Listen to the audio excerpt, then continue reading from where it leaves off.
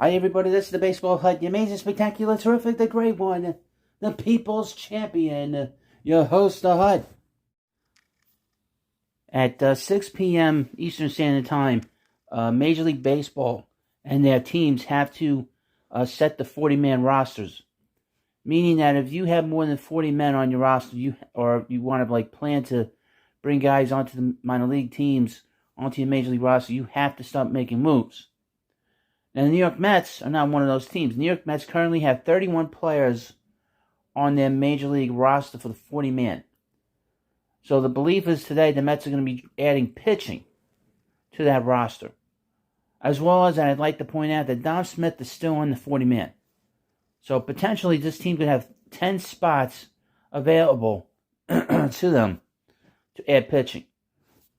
I would point out that there's a report by Ken Rosendahl of The Athletic and MLB Network that the Braves are highly unlikely to sign Jacob deGrom. So that is good news on that front. That's one less team to concern ourselves with. The issue is that the Braves don't want to bring in a big contract knowing that some of their players' contracts are going to go up. And that's a big contract, by the way. Secondly, and this was a report that came out Sunday night, the Mets are talking to the Tampa Bay Rays on their pitching. I'll say this again. If the Rays start moving pieces off their team, be very careful. They don't move anybody that's good, or anybody that they feel is effective in the major leagues. Remember Chris Archer? They made that big trade they traded Chris Archer to the Pirates. Everybody thought the Pirates were going to be getting the postseason.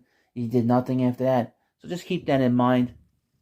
Other than Ian Schnell, really most of the pitching has taken a downward turn once they leave Tampa Bay. But that's the big report, that they have some pitching to move. And I did a video on that yesterday or the day before, or yesterday.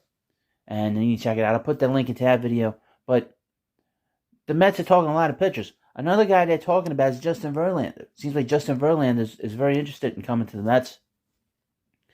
But that is for later on. But really today is about setting the 40-man rosters for all these teams and who is going to be protected. Because the Rule 5 draft is a big deal.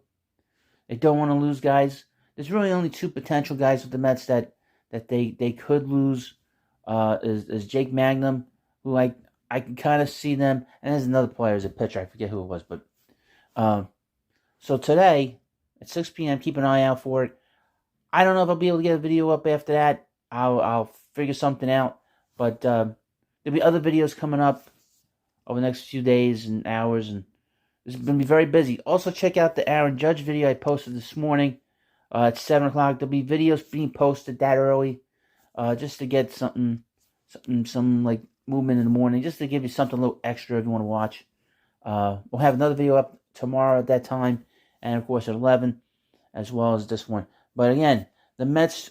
It seems like the Braves are unlikely to sign Jacob deGrom.